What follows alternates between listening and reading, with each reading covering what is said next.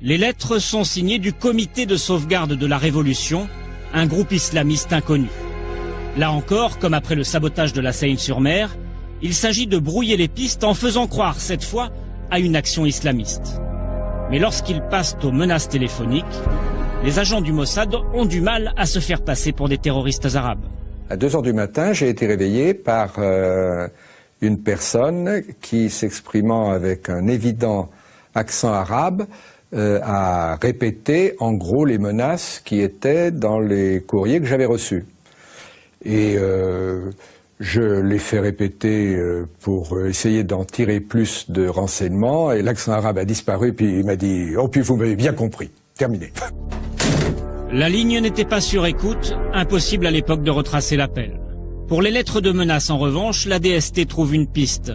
Les ingénieurs qui en sont les destinataires ont reçu le courrier juste avant de partir pour l'Irak, peu de temps après la réservation de leur billet d'avion. Nous nous sommes aperçus que c'était l'ordinateur d'Air France qui était piraté. On a retrouvé tous les listings, etc., avec les dates précises. Nous avons nos sources d'information aussi. Et nous avons su qu'effectivement, à partir de là, les lettres étaient rédigées à l'ambassade d'Israël. Vous saviez que le piratage venait de l'ambassade d'Israël, ouais. Où le Mossad est également installé. Oui, ben, automatiquement. Hein. La campagne d'intimidation conçue à l'ambassade d'Israël provoque une vingtaine de défections parmi les ingénieurs français. Pas suffisant pour enrayer le projet aux Irak. Le Mossad va-t-il aller plus loin, mettre ses menaces à exécution en tuant des ingénieurs français?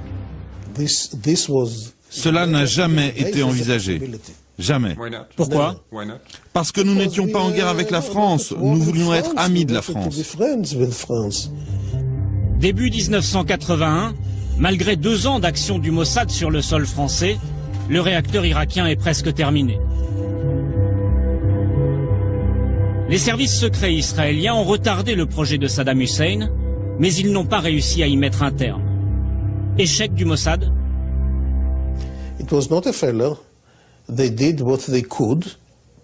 Ce n'était pas un échec. Ils ont tenté tout ce qu'ils pouvaient. Et quand ils ont constaté qu'ils n'avaient plus d'autres moyens ou d'autres idées pour retarder le projet irakien, ils en ont informé le Premier ministre. À ce moment-là, Menachem Begin nous a dit « Le Mossad a fait ce qu'il a pu. Il faut maintenant employer d'autres moyens, une autre stratégie. » Une autre stratégie. Menachem Begin décide que c'est maintenant à l'armée israélienne de prendre la relève du Mossad. Le 7 juin 1981, il lance un raid aérien sur Osirak. Nous sommes à bord de l'un des 14 chasseurs bombardiers qui se dirigent vers le réacteur irakien, à 1000 km de Jérusalem. Le pilote informe ses supérieurs de sa progression.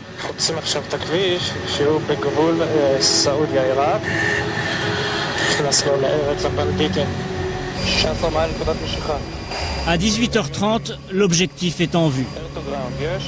Les pilotes israéliens lâchent 16 tonnes de bombes sur Osirak. L'opération dure seulement 2 minutes.